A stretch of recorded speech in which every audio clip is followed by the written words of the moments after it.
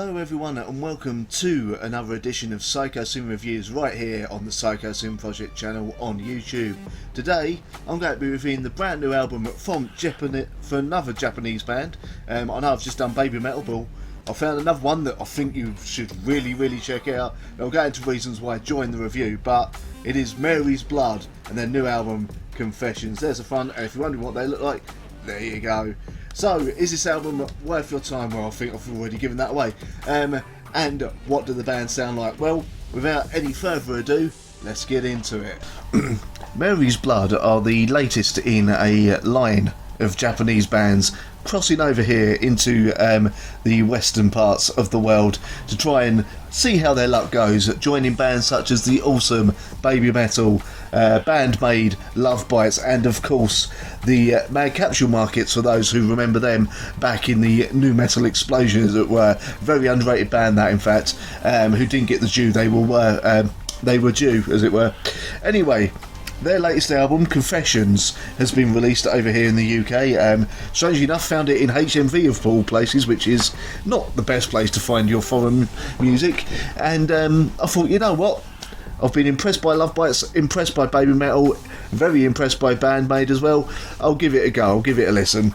And it's my first time ever hearing the band. And yeah, this is ostensibly Mary's Blood are a metal band with elements of rock music to their sound.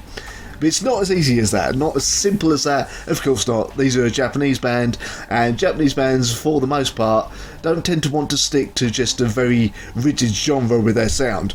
So with this one, we open with the awesome and slightly power metal-y touches power metal, to it, of Labyrinth of the Abyss, which is a brilliant opener, along with Karma, the next song, as well. Then we go into Arcadia, which, how can I put this?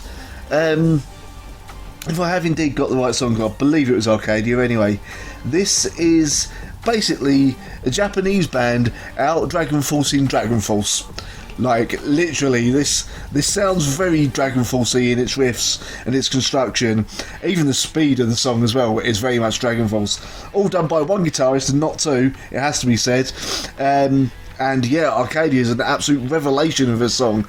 This song just takes off and does not hit the gas at all. Hit the brakes at all. It definitely hits the gas, trust me. We also then have Hello that comes up a bit later in the album, which changes tack again. It's more of a rock song, this one. In fact, this song kind of sounds like the kind of thing you would hear over a Japanese version of a kind of romantic film, I suppose it is, over a kind of not collage, that's the wrong word, a montage of a couple meeting and going out and going on dates and all that. Then we go into a bit of a curveball with High Five. Now, High Five, for all intents and purposes, is a pop punk song. Yeah, just, you know, after all the rock and metal, we suddenly come to a pop punk song out of nowhere. And you know what? It's absolutely awesome. It is really just puts a giant smile on your face. And we come to the end of the album with Virtual Real and Requiem for the Victims. There's obviously other songs I've not mentioned on here. Now, a couple of things I want to say about the band themselves. EA, I think that's how it's pronounced. It's spelled I, but being a Japanese band, I'd imagine it's pronounced EA, is absolutely brilliant on vocals. You can tell she is giving it her absolute all on every song. The bassist and the drumming done by Rio and Marie, or Mari, sorry, are, again, hold down that rhythm section, absolutely awesome. But the real revelation on this album, apart from the vocalist, has to be Saki on guitar.